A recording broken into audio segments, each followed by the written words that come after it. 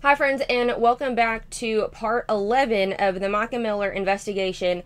Today we are going to be, I am going to be commentating to and reacting to an interview that News Nation did with J.P. Miller.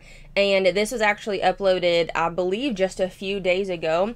So this will be very interesting. I've seen little snippets of it here and there, but I've not watched the full thing, so let's get into it. And while you're watching this for the first time as well, maybe it's the first time, but first time with me, go ahead and let me know what your thoughts are in the comment section below. I will be very interested to know what y'all think.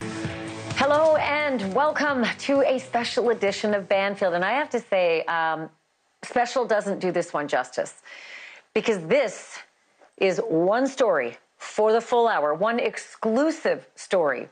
An interview with the only living person who can help solve a mystery that, honestly, my friends, should not be a mystery at all.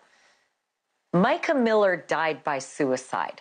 That happened back in April. And if you had told me in March that we and all the other networks and the internet would be covering her death like a high-profile murder, I wouldn't have believed it.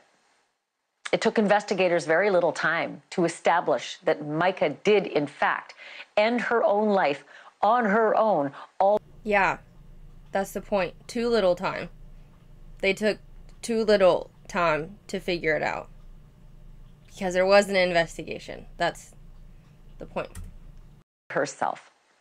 But disturbing details of that life poured out just as quickly.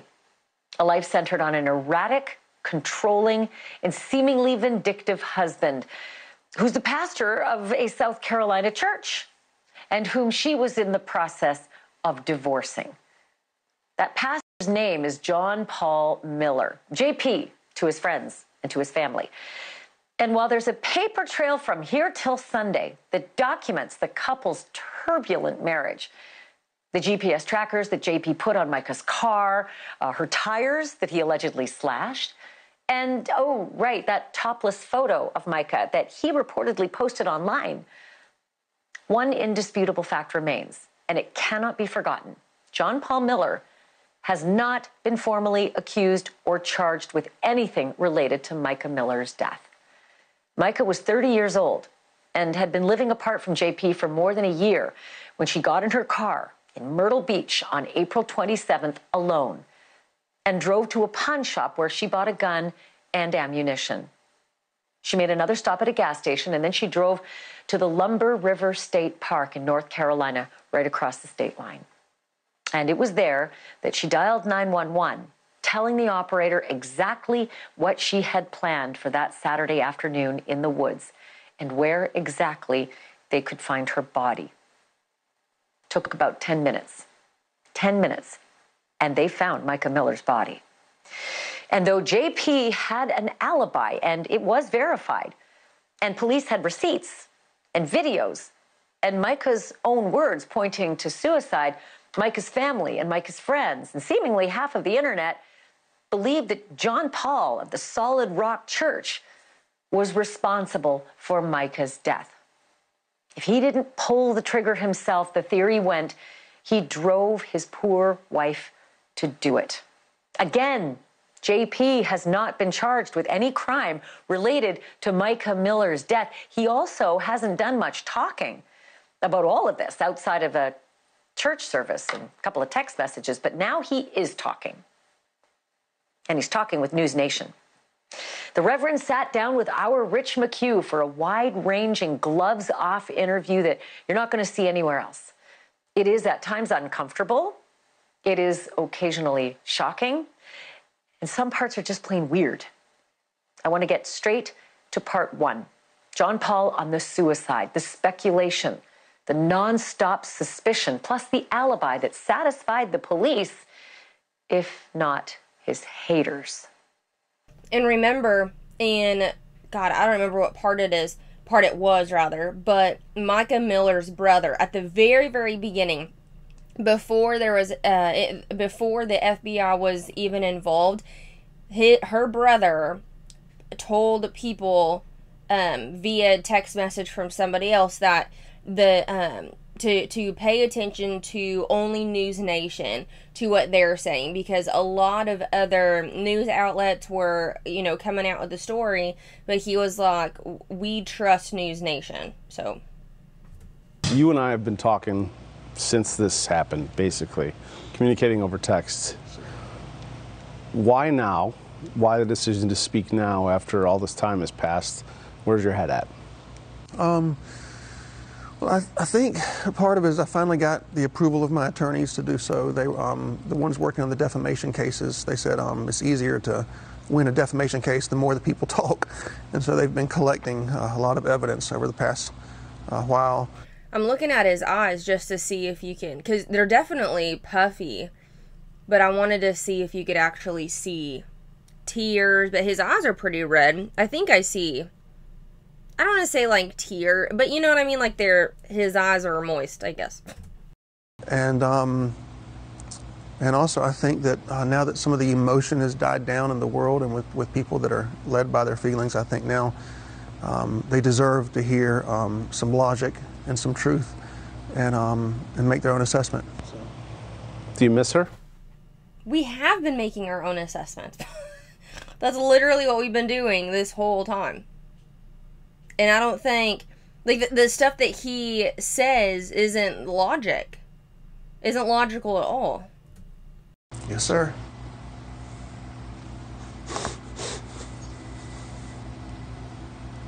Yes, sir. Did you? You know, I can't do it. I can't do it. This is gonna be long. This interview is 45, 46 minutes, I think. His tears don't really mean anything to me, right? I don't think they mean anything to us, because from what my brain keeps going back to when he's making videos of being offended, like we talked about in part 10, of offended that somebody would take a picture of his unfit body, and he was like, I can't believe y'all would do that, and it's 2 years ago I was in shape. He was offended, but now he can cry and tell the story. But this whole time he's been, which I say that out loud, but I guess it would make sense if he did have lawyers and they're like, hey, do not say anything on social media. So, okay, I can kind of understand to that perspective, but I don't know, man. Then just, like, don't say anything at all. Because now it looks like you being offended over your unfit body and those pictures being on the internet is, like, trumps everything else that is going on. Did you see this coming? Yes, but it doesn't change at all the power of the pain of reality. I saw it coming for years. I told them for years this would happen over, and I said if she gets off her medicine, suicide is the next thing. She tried it in the past, but with me, she always remained okay with me. She was on her meds with me. She was healthy and happy. And even if she did get low or stop taking her medicine, I would help her get back on it, and things would be fine. Without me and with her family, she's off meds, and she committed suicide. And I told them this would happen over and over again. I tried my best to stop her from getting a gun. I went to judges. I have copies of all the police. I talked to her counselor, the pastor she was going to, her family, her friends. I told them all, don't let her get it. Okay. I've heard him talk about doctors. I've heard him talk about counselors. I've heard him talk about what he just said, judges. The thing that we all need now are statements from those professionals in regards to Mica. And I think the only way that can happen is if he, the husband, would say, yes, please. Like, I'm in charge of her name and her body now. So, like, yes, please come out and please talk about this to make, clear my name, in a sense. So, like, all the receipts and all of the evidence that he continues to talk about, he still doesn't prove anything. All he says is, well, the proof is here. Well, this is the time you're finally talking. Let's get the judge, let's get the counselors, let's get the doctors, let's get them out here. Let's talk to all of them. Do whatever it takes to prevent her from getting a gun. And when she was with me, she was never able to go that far. But with them, that's exactly what happened, and it destroyed me. And I still haven't really grasped it. Like, it hasn't. I kind of keep putting off the reality of it, and I try not to think about it as much as I can. What was going on in your marriage the week Mica died? The week she died, we didn't talk that entire week. I'd emailed her several times that week, and my regular emails are sending her letters telling her that I love her. And she came over to the house. The last time I saw her was a few weeks before she. In this day and age, in 2024, sending an email to, like, a loved one, like, that's weird, right? Like, you wouldn't just send an the only times that I've been sent an email is when I have been, like, harassed and wasn't answering text messages, wasn't answering DMs, wasn't answering calls, you know what I mean? And so the email is the next thing. So it's weird, right? Is that just me, like, looking too far into it? But I think him sending it, I think it's weird. We spent about 4 hours together, and we hugged and kissed, and she was in and out of psychotic conversations. She would say, you know, one thing about double agents that are following her. That was one of the phrases she would use when she was off her meds, double agents. And the other phrase she would say, she wants to come home so bad, but her family won't let her. She told me she wanted to live in Africa and asked me if I'd live with her. I said, sure, if you take your medicine, you know. And so she told me if I'd give her some money and if I would write her a letter saying certain things in this letter, that she would take her medicine. And so I tried that, and but she desperately wanted to come home. She was just so afraid her family would disown her.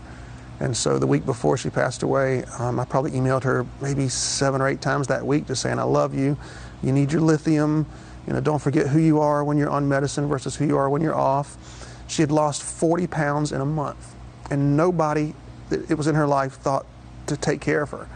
Nobody. She was living with a former registered nurse. Her family, quote unquote, were taking care of her. She lost 40 pounds in 1 month, and no one thought she needed help.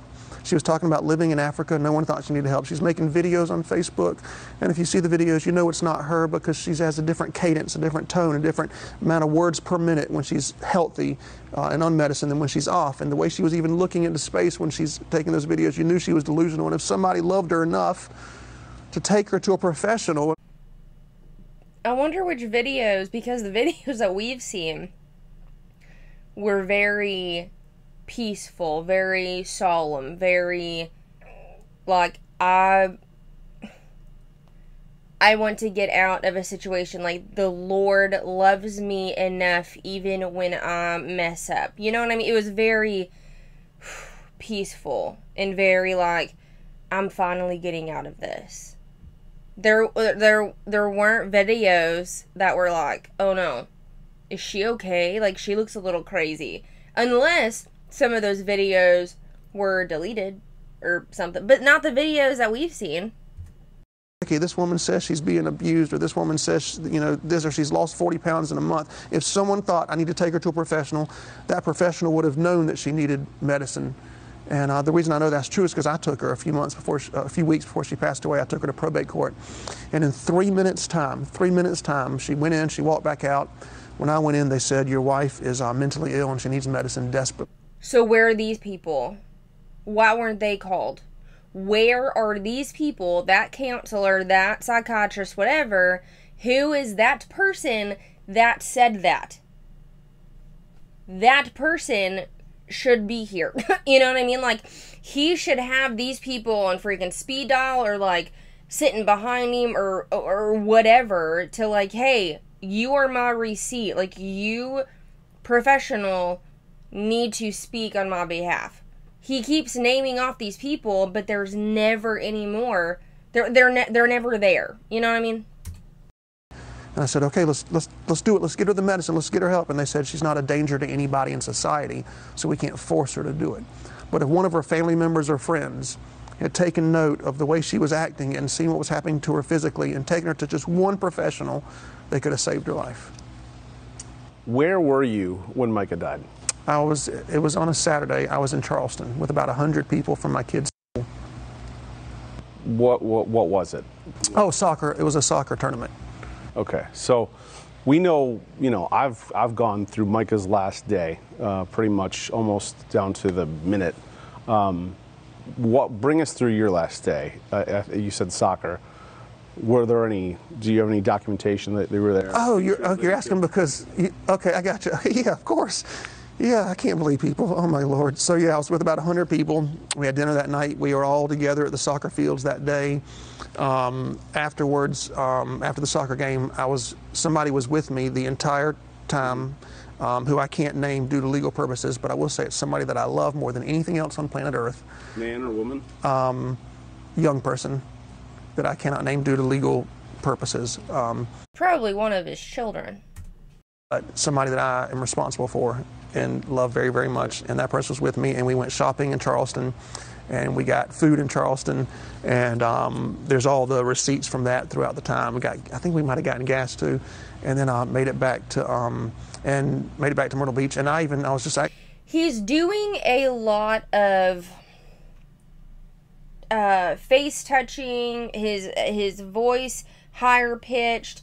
Those are all, I'm no expert, but I just, watch these videos of experts that talk about deceptive whatever things that people do that are, feel guilty, that are stressed, that are anxious, and they're grooming. That's what it was. They're grooming their hair, they're grooming their face, they're touching, they're trying to ease anxiety. So he keeps, touching his nose, and his voice is going higher. So, I mean, this could mean he's anxious because of the interview, or there's more to the story. And then there was one other one that I've heard an expert say, that if you are given a question and you, how do they say, not like overly answer, but give extreme detail of like, well, no, it was blue and green. No, I mean, it was red, like just too many detail, or like too much about the day in question, then that could also look a little strange too. So I haven't heard him do that. It just popped in my mind. But he is grooming a lot, touching his nose, his voice again, like something isn't lining up. Looking today at emails that I sent her that day. I sent her 4 emails that day, and That's weird, right? Like, that's strange. Again, the only reason I've been sent emails in this regard is when I was being harassed. I wasn't answering my phone calls. I wasn't answering the text messages. I wasn't answering the DMs. That's a lot of emails in a day to this is 2024, right? Like, we're not corresponding via email unless it's, like business related or whatever. I think that's weird. Just today that 2 of those, she wasn't able to read because it was after it had happened. What do you think happened that day? So, according to what she's tried to do in the past, and according to her doctors who have taken care of her for years, and according to me who's seen it over and over again. Where are the doctors? When do they come in? I imagine that she was in an incredibly euphoric attitude. I saw her pictures on the Dick's Pawn Shop. Someone sent me screenshots of the Dick's Pawn Shop pictures where she's smiling, which out of the 6 or 7 times that she tried to commit suicide in the past, only one of those times was she depressed. The other times she was very euphoric, and she would wake up and say, I think I'm supposed to die today. And I said, no, honey, you're not going to do that. She said, well, my mind tells me that I'm supposed to kill myself. I said, we're not going to listen to your mind. We're going to take you to a doctor and get you help. And I discovered, of course, that she had stopped taking her meds each time. But either way, she was in a euphoric attitude. And so you see the Dick's Pawn Shop video where she's wearing her work clothes and with a smile on her face. So they sold her a weapon, and then I assumed that she... Remember, we've also learned about the forehead wrinkles when you're actually grieving and when you're actually crying. I'll see, I mean, obviously you can see, like, wrinkles from aging. I'm not talking about that, but I mean, like, wrinkles. She told one of her best friends, so far the four people she spent the most time with every week, no one's interviewed or talked to those four people. And one of those people that I talked to told me that she told her 2 years ago, if I ever commit suicide, I'm going to go to this place in Lumberton, the state park or something like that. Which friend is that? I probably wouldn't want to name her because I saw this friend one time here in public for 30 seconds. And of course, Robbie S. Harvey, as usual, got somebody to take a picture and destroyed the girl's life, brought up her past and horrible things about her. So people are scared to tell the truth or to talk about the good things of Mica because of the social. I don't think Robbie Harvey is telling people to. People are just giving him pictures. I mean, from what I know. Media. So this friend says that Mica told her, if I'm going to take my life, I will probably do it in Lumberton River State Park. She told me that after Mica passed away, but she told me that Mica told her that 2 years ago, yeah. Did she say why? Why that location? She said because Mica told her it was peaceful and outdoors, and Mica did love the outdoors. But she also told her sister that if she wound up with a bullet in her head, then it was JP. So, what are we doing? Loved the outdoors. Vacations were outdoory vacations because that's what she loved. But so Has she ever been there? No, not that I know of. Not ever that I know of. Do you guys have any connection to that area? Not at all. Have you ever been there? Nope. I've never even heard of the place. I never even heard of. Was the city Robinson County? I've never even heard of there before. So did it strike you as, before you heard this, did it strike you as odd when you heard that where she went? I'm kind of thinking, how do you not... I don't know. That was weird. Too much detail. That's weird. I mean, obviously, living here now and knowing of Robson County because of, all of this. But he said that he's always lived in Myrtle Beach, and that is 2 hours away. And Robson County is known for a lot of police corruption. Lumberton is a pretty small town, because that's where Lumberton, that's, Robson County. We've driven through it, because I tried to go to the protests at Robson County Sheriff's Department, and there was nothing happening there. So that was in Lumberton. They're smaller towns, but I don't think somebody wouldn't... I mean, Robson County is fairly big. I don't know. I don't believe that. That was a little red flag for me when he... What is it called? Robson County. I've never even heard of the place. I don't believe it. And what they say allegedly happened? Did you question it at all? Well, I didn't think it was real. I thought her family had made it up and had somebody call me and say that. So that's one big thing. I didn't think it was real. When I found out it was real, you know how like you tell somebody something, you tell them, then when it happens, you don't want to say I told you so because it's a horrible thing.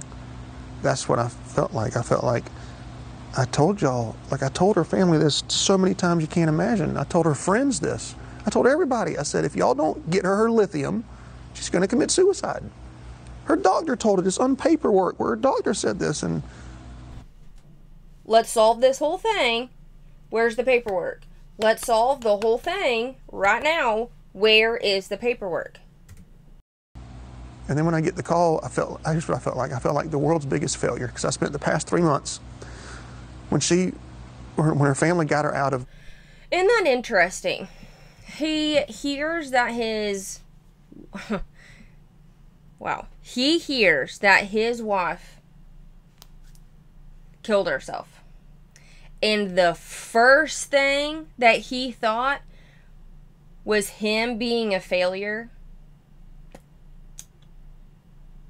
The first thing that he thought after hearing and coming to grips with his wife committing suicide, he thought about himself.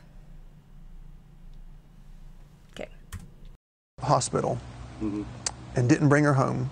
And her dad talked her into buying him a car, and all this stuff was happening that was all crazy. I made a vow that I was going to do something every single day to try to get her back on her lithium and save her life. And so every day I did something. Sometimes I did 4, 5, 6, 7 things. Some days it's just one thing. But every day, whether it was an email, a text, visit someone, talk to a family member, talk to a friend, go somewhere, go to a judge, go to probate, I'm going to do something to save her life. And I spent every single day for those 3 months doing that. So getting that phone call made me feel like the world's greatest failure. I was against the whole world because everyone told me that it wasn't true and that I was making it up and that whatever they were saying. So it was me against the world for 3 months, and I failed. What was the call, and who was the call from, and what did they say? Man, it was a man. I got a call, and it was I think it was a detective. I think, and I remember him being very calm and very nonchalant. And so that's why I thought, well, this is not real. And so I started screaming. I had a family member that was there with me. I started screaming for them to use their phone to call the hospital where the guy said she was at. And my family member called the hospital and said it was real. And I still didn't believe it. And so I called a police chief that I know somewhere around here, captain or somebody. And I said, there's a detective named such and such on the phone telling me these things. Like, is this real? Is this a real person or not? And that person told me that it was real as well. And I just remember,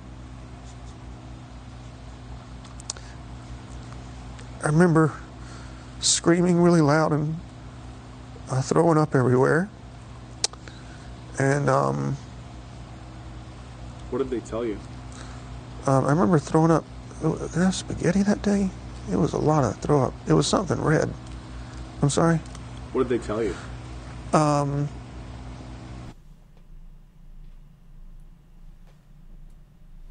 The fuck? What a freaking weird thing to add. Did you see how he disassociated? Oh, it's a lot of throw up. Oh, was it spaghetti? Who the what? And I'm trying to get as close as I can to see if he's crying of his. I'm just trying to see if I can see any freaking tears, and I can't. I legitimately can't. All that I see are his eyes red, but I don't see any tears. I don't see any tears. Don't remember that. Oh, no, I don't remember that. Hold on. I don't remember. He said, my family member called the hospital and spoke to, I think, either the head nurse or medical examiner or somebody. And that lady read me stuff that the Robinson County, I guess, had wrote on a piece of paper. And she was reading me suicide and the weapon and where it was at and all these different facts. And so then because the detective would not tell me it was suicide. And then I called him back and told him what the hospital told me, and he was pissed off and asked me who that lady's name was, and I didn't know her name. And if I did know, I wasn't going to tell him anyway, because I'm glad she told me. Anyway, and so, and I said, is this stuff true? And I can't remember if he said yes or just hung up. I don't remember. Do you remember what he said, though? No, man, I don't remember at all. If I try to enunciate it. He remembers what his throw up looked like and what he ate, but he can't remember what the detective said to him over the phone when his wife committed suicide. Weird.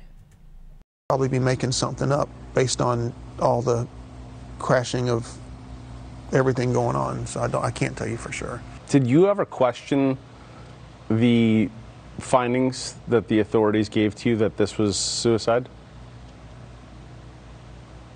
No, I mean, I'm not a detective. I watched Scooby-Doo growing up, but that's what everybody seems to be acting like, is they're part of the mystery machine. But my Lord, like, let my wife, let her be at peace. Like, she's in heaven. She's not worrying about all this stuff. Let her. Then why did she tell her sister? It was even in the affidavits.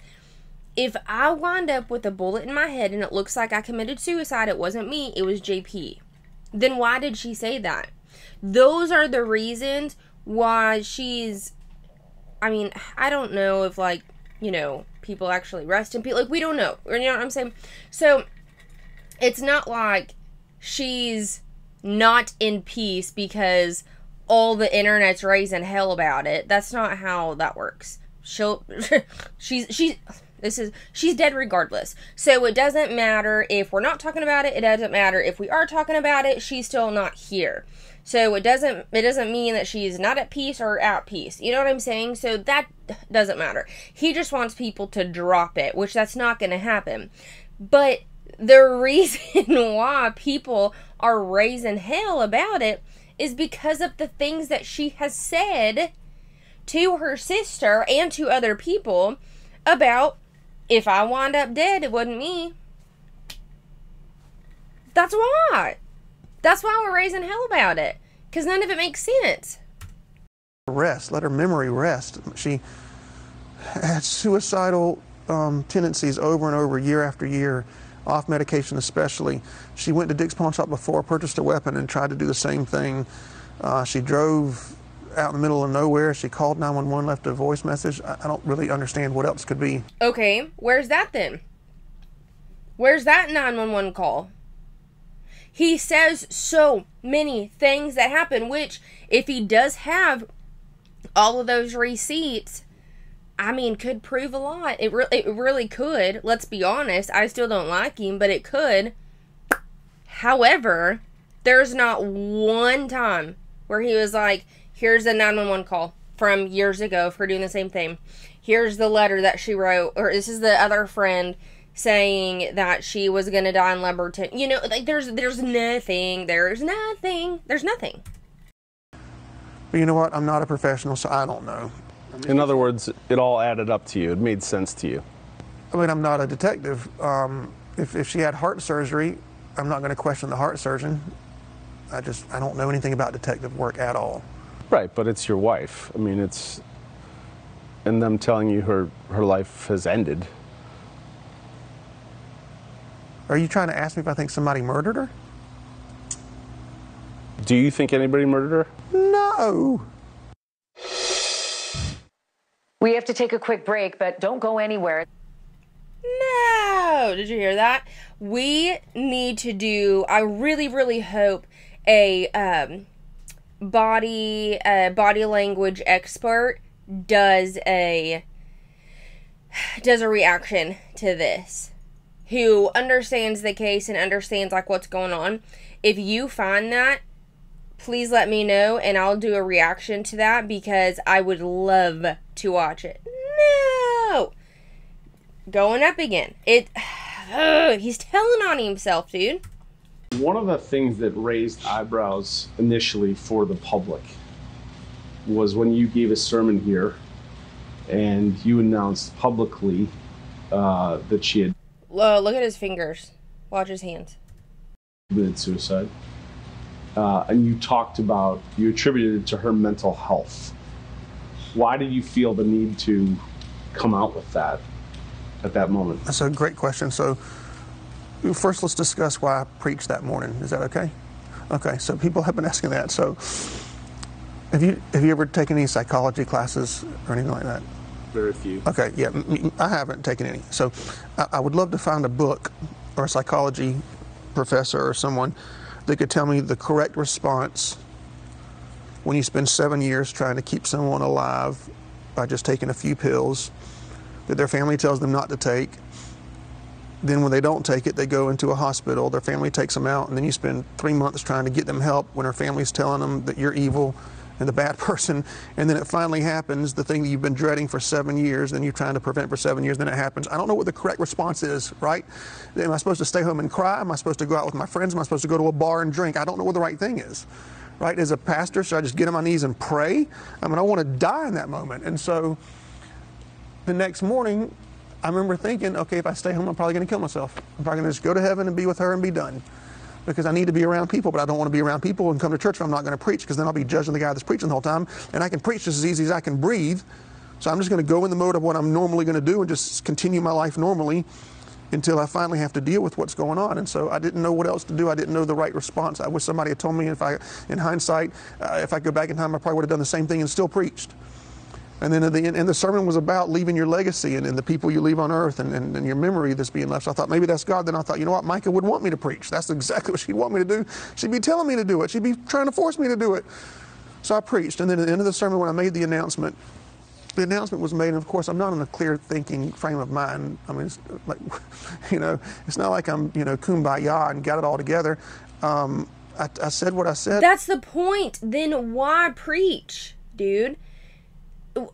Not saying pastors always have to have their shit together, but no, like a psychologist, a therapist, a psychiatric, whatever, psychiatrist, they would have probably all said the correct thing to do would be to stay home and just, be around people, but not like go.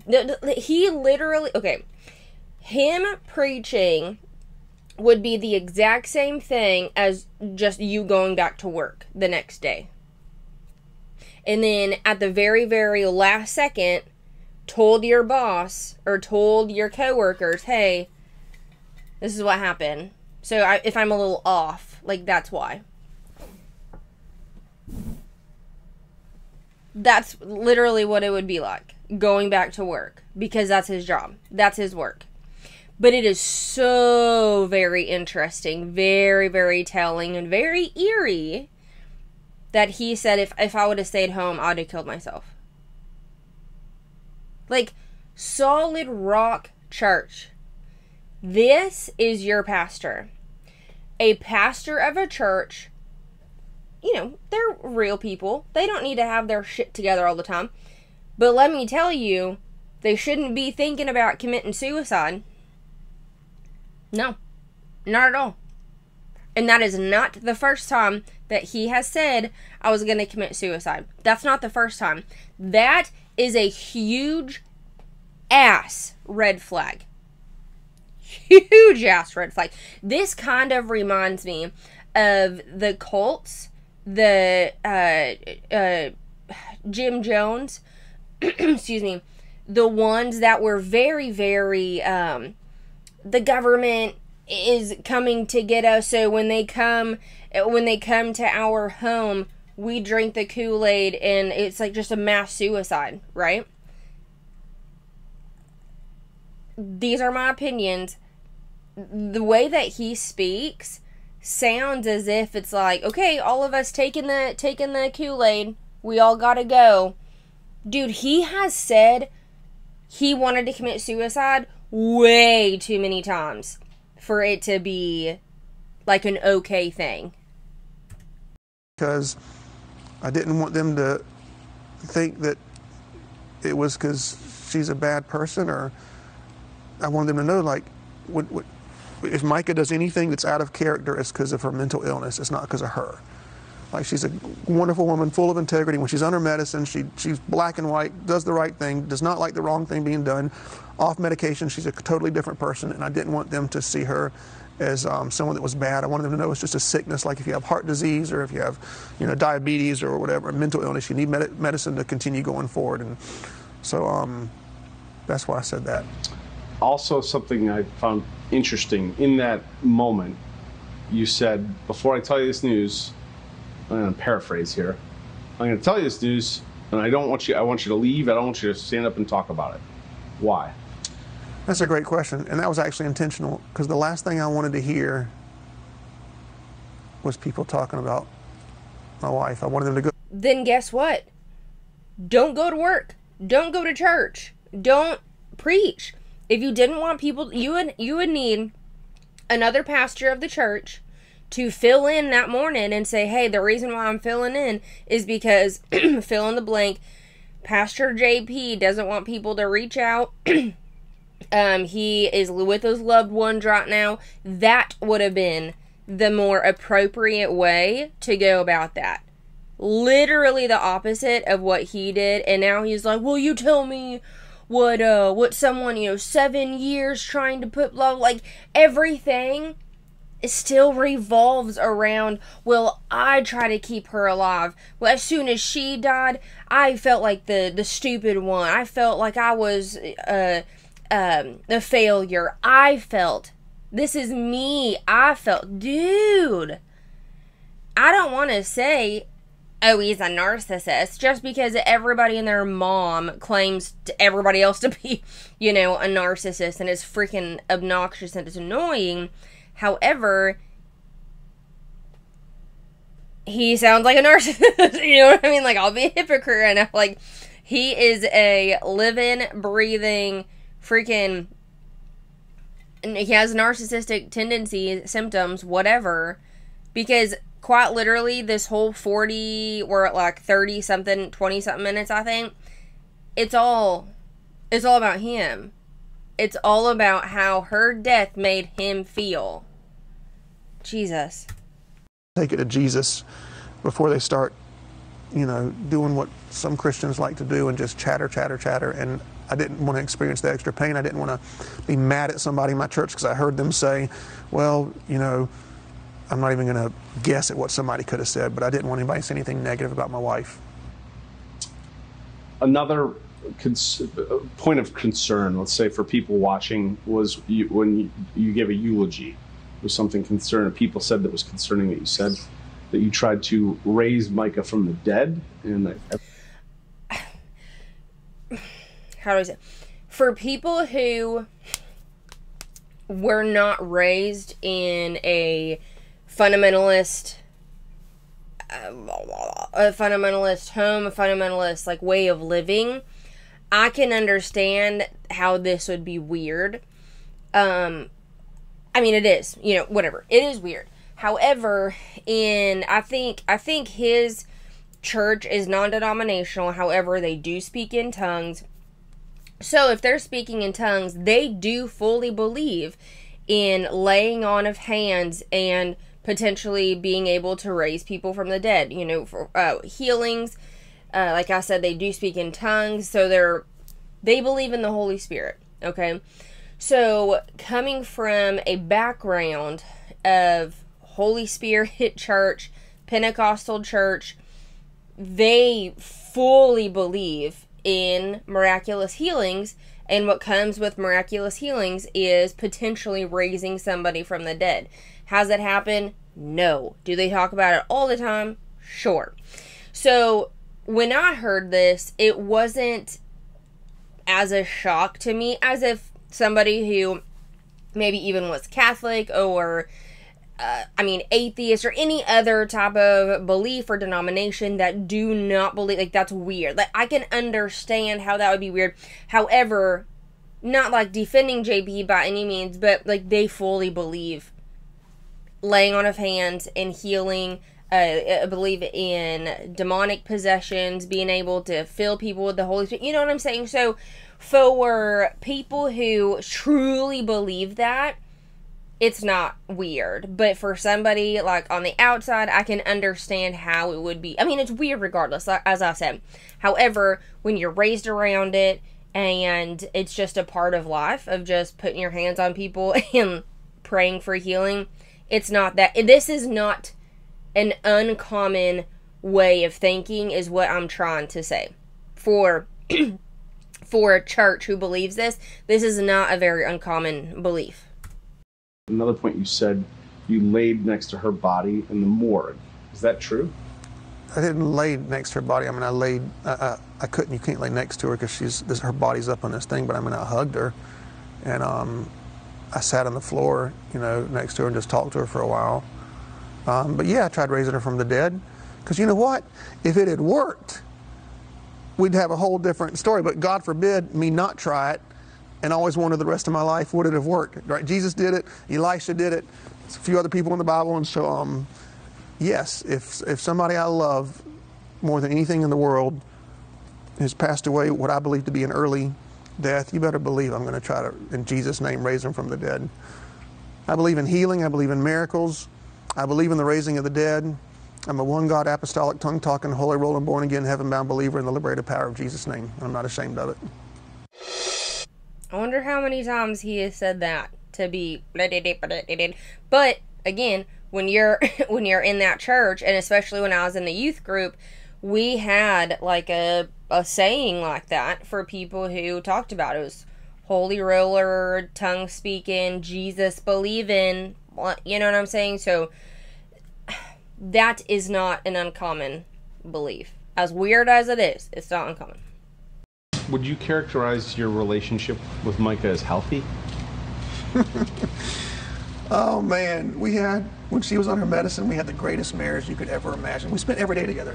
I don't know any other couple that spends every day. So we wake up, well, she'd kind of wake up before me, but you know, we'd go work out together every day, 5 days a week. We'd eat lunch together every day. We would work together every day. We'd pick up the kids, do stuff with the kids every day. We'd go to dinner every night together. Then every night we would have our routine. So there's 3 things we would do. We would either sit in the bathtub together for 2 hours until the water went from steaming hot to ice cold. She bought this big air mattress we'd put in the back of the truck, and we'd go park somewhere here in Myrtle Beach where there's no lights, and she'd bring us some hot chocolate, and we'd lay on the air mattress for 2 hours. Or we would go out on the beach with our beach blanket and lay there for 2 hours. But the point was, no cell phones, just her and I. She would talk 90% of the time. I would talk 10% of the time, and I would just listen. And so every night, 2 hours, we'd hang out together. And so was our marriage healthy? It's probably as healthy as any other American marriage. Have you ever abused your wife? Never. That doesn't sound real. Like for, excuse me, for like a date night, sure, those sound like a, real thing.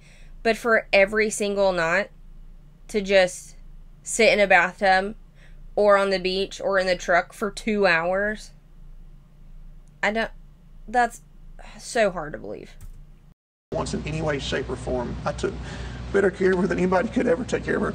I never asked her to clean the house, not once in 7 years of marriage. She never had to cook a single meal. She never had to work. She was never harmed physically in any way. In a letter or in an email you wrote to Mica, you apologized. Robbie Harvey brought up a really, really great point. And that was all of the mental illness that JP said that Mica had. When she could not even, she had psychotic breaks and she couldn't function if she didn't have her medicine. Then why on earth was she the leader? Why was she the praise team leader? Why was she the leader over some missions, like the African mission? Why was she in leadership in your church if she had so many mental disorders and but she was so mentally ill that she wanted to kill herself so many different times, and she had these psychotic breaks and she wouldn't even remember who I was. She wouldn't remember that I was her husband. Why then would you put her in leadership? And why haven't those people who were under her have spoken about her psychotic breaks as well? Makes you wonder. And it also makes you wonder if these psychotic breaks didn't just happen like inside of their house, because it doesn't sound like anybody else witnessed these psychotic breaks. Yes. Right? You apologize for tracking her, for messing with her tires, for posting the picture. So that's all true, right? So great question. I'm so glad you asked that, actually. If I wanted to lie about that, I would just say I never wrote the letter, right? Because how can you prove that I wrote somebody a letter? There's no signature, there's no name, it's not in my handwriting, but I 100% wrote the letter. And I did it because the night that she was with me, the last night we were together for 4 hours, at one point, because the whole 4 hours I'm trying to get her to take her medicine. And then she said, my family doesn't want me to, they don't want me to come inside the house. I said, maybe it's your house, come inside. So finally get to the point, she says, you know what, I'll take my medicine and I'll come home if you'll give me $10,000 and if you'll write me an apology letter. So let me understand this correctly. The letter, the email that you wrote to Mica, apologizing for hiring a PI, tracking her, messing with her tires, and posting a topless photo of her. You wrote that, you say. Yes, but sir. Now you're saying that you didn't actually do these things? I did the PI thing, but so over the years, what I've learned with her is when she's in a delusional state of mind, I have to play into it in order to get her back on medicine. So the first year or two, when she'd say something, I'd say, that's not true, that's not real. She'd get mad and blow up and, knock a hole in the wall or something like that. Okay. This hole in the wall incident that he says, I heard also he was talking to somebody else about it, and he said, like as I stated before, that she would have these psychotic breaks and not remember who he was, not remember doing something. So evidently, Mica, punched a hole in the wall or kicked a hole in the wall or something, and then went to sleep the night that evening, and then woke up and was like, JP, why did you, do this? Like, what in the world? And he was like, no, like, this was you did it. And he had a video, he says, he took a video of her doing it so she could remember, or like he could prove that it wasn't him, that it was her who did it. He said he has a video of that. Where is that video? Where is that video? Because that would also show a lot as well. But again, he says he has evidence, he says he has receipts, but he also does not show anybody anything. So then by December 2019, I think it was, we were watching TV and she just stopped and said, "You're a double agent." And I said, "No, I'm not." She says, "Yes, you are." She said, "And I'm going to call the police." She said, "You're a double agent. You've stolen my things, and I'm going to put you in jail." And I was like, "Oh my goodness, what I do?" She hadn't been taking her medicine. So just to be clear, you wrote this to Mica, but now you're saying you didn't do those things. No, I did not slash the tire. I did not. I don't think there's a naked picture of her anywhere ever. Anyway, I think that was just a made-up thing. And I think that her tire just got something ran over, from what I understand. I don't know. I didn't see anything. But I did hire the PI before. I did everything I could to stop her from getting a weapon, everything you could imagine. I hired a private eye, and I said, put a tracker on her car, and if she gets anywhere near a gun store, please let me know. I did everything I could think of. And did that private eye alert you that day? No, I had stopped paying for it about 4 weeks beforehand. Yeah. Why? Running out of money, and people telling me that she was totally fine and I'm wasting my time. So what do you say to the doubters and critics who say you drove her to suicide? I don't think this interviewer is, I think he thinks this is all bullshit. He's like, wait a second. So now you're admitting to writing this letter, but now you're saying you didn't even do the things that you said. I think JP's lawyer said, hey, you have to say that you wrote this letter because there's proof that, like, you literally wrote it, right? So there's proof that you did this. But what we can do is say, yeah, of course I wrote it, and if I was lying, I would just say I didn't write it. But I'm taking ownership and saying I wrote it. However, the reason why I wrote it is because Mica told me to, so she could take her medicine. In my opinion, this is all bullshit. That's the dumbest thing I ever heard. So, wait, she wasn't with me. Because, listen, with me, she didn't commit suicide. Apart from me for 3 months and with her family. The question was, do you think that you drove her to suicide? She did commit suicide. One of the last things she showed me a book she's reading called I Love Jesus, But I Want to Die. And I said, why do you want to die? She said, because I can't come home because my family won't let me. That's what I say to them.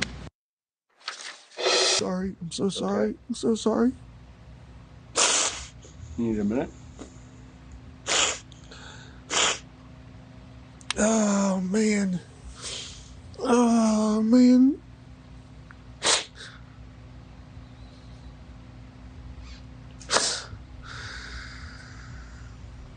What's tripping you up? Just being able to tell. Just being able to talk about everything.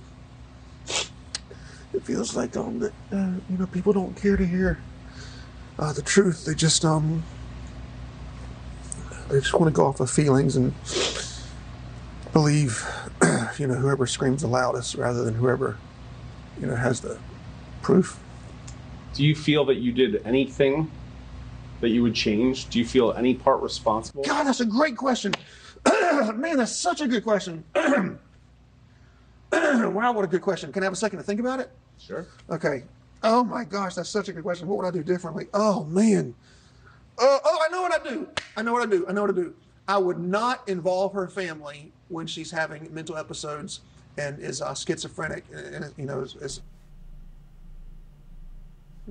What just happened? What just happened? Number one, he repeated the question, what was it, 3 or 4 times? What would I do differently? What would I do differently? What would I do? Usually, that is a way to procrastinate, essentially, and to make something up in your brain when you do repeat the question for, like, interrogations, for investigations. In the interrogator, they would ask, what do you, oh, okay, where was I? The third of, like, repeating the question gives them time to figure out what to say, and he repeated it like 3-4 times. That's insane. It was like something broke in his brain. I'm telling you, dude, in my opinion, he has projected every mental illness that Mica supposedly had is a projection of him. He's even said that he was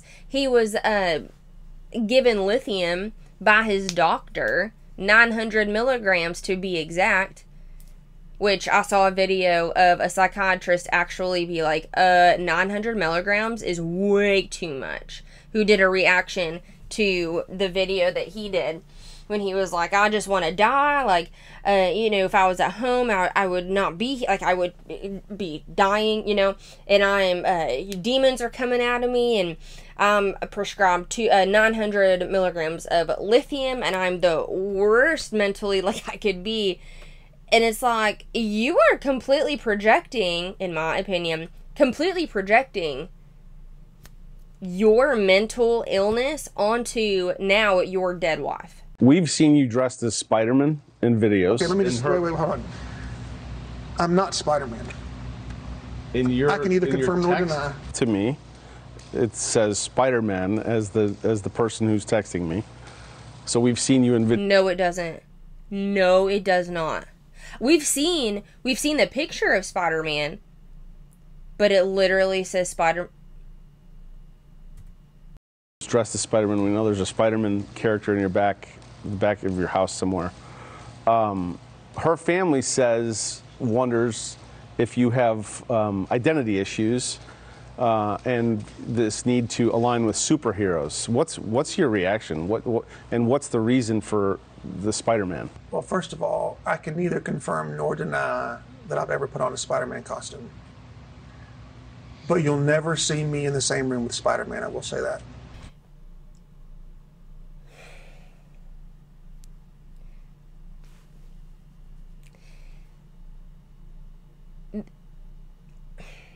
I'm quite literally speechless. He's trying to be so silly in an interview about his dead wife. But it's not silly. It's, I can't confirm nor deny that I am Spider-Man. Like, if you're talking to a child, he might be Spider-Man. This is a grown-ass adult who's asking you questions about your dead wife. It, like, how do I say this? This would have been so much better if he was like, yeah, Spider-Man, whatever. Like, we used to dress up. It wasn't that big of a deal. Spider-Man's my favorite character. We just dressed up. And she loved to be whatever she loved. But It's I can, you know, confirm nor deny that I am Spider-Man. Like, that's not silly. Trisha Ross might think it's silly. Shit's not silly. He looks like he looks stupid. And I don't know. People say stuff. Me and Micah would go to... So you don't get in the Spider-Man costume? Yeah. I mean, you just sent me a picture with you and Spider-Man. Me and Micah, we'd go to Comic-Cons every year. We both dress up. Micah dressed up more than I did, actually. There are times I didn't dress up and she did. We love that kind of stuff. She was Wonder Woman, she was Spider-Woman, she was Mystique, she was a lot of different characters. So you're not even going to grant that there's something odd here? No, I'm not. No. I put on the Spider-Man costume. I go see handicapped children. I'll go visit kids that, you know, love... There's literally a picture or a video of him walking to, like, from his vehicle, walking to his door with his Spider-Man costume on. That's weird. Books that are handicapped, and I'll pretend like I'm Spider-Man, and I'll take them a comic book and do videos with them and stuff like that. One of the videos that has surfaced recently is from years ago, and I'm sure you know what it is. It's you're sitting face down on the ground and you're freaking out, and you're talking about, you're literally squealing about being eaten by ants, taking the wrong meds, that you missed your family.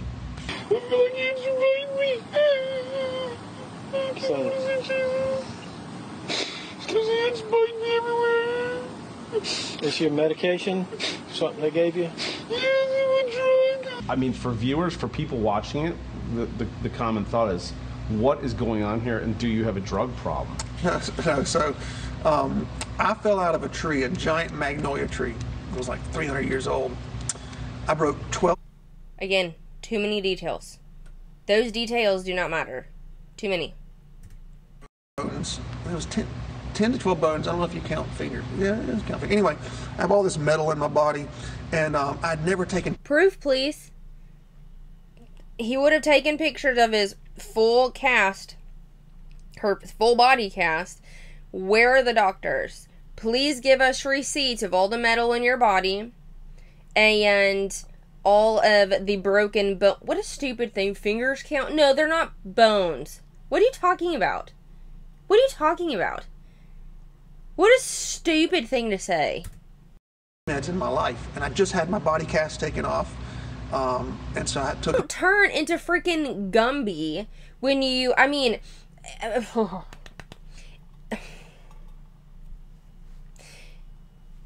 Okay. Too much pain meds that day. That's it. I'm no doctor. I am no doctor. But if you're taking too many pain meds, wouldn't you just conk out? Because they're all downers. They're all opioids. So wouldn't you just, if you took too many, you wouldn't be on the ground shouting, "I just miss my family. There are bugs on me." That's not how that works. In my non-expert tease, I guess. That's just it. What? Percocet? I don't remember any of them. It was 2017, 16? 2016. 2016, and it was like 10 years ago, 8 years ago, whatever, and I was missing my family. It was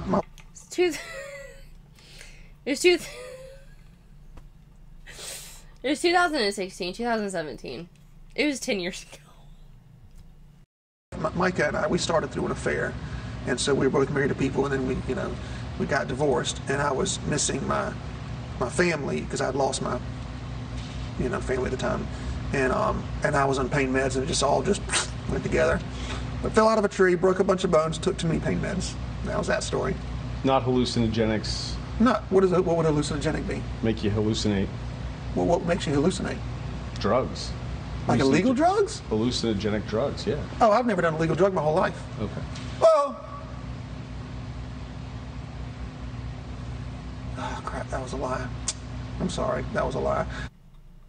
At this moment, when he is saying, "Oh crap, That was a lie. Oh, God. I think he's trying to manipulate the audience in saying, oh man, I felt so bad that I just unintentionally told a lie. Man, I gotta fess up and tell a lie. You know what I mean? So maybe somebody naive watching would be like, oh, well, he even felt bad for saying that little lie, which wasn't really a lie. He just, said something incorrectly, but now he's correcting himself. So, man, he must be like a good man of God, because he can't lie, because he just felt really bad. I think that's what he was trying to do with the whole, oh crap, nope, that was a lot. Like, I'm sorry, I gotta fess up now. Does that make sense? When I was 16 years old, one time I was in a truck with two of my friends, and they were both smoking pot. I didn't smoke any, but they do a thing called hot box, and so I got some of that. And I tried steroids one time. Alright, so we are finished with part 1. Evidently, there's a part 2. So as soon as that comes out, we'll definitely do a reaction to that. Anyway, I'm going to cut it off there, and y'all let me know what your thoughts are in the comment section below, and I will see you in the next one. Bye.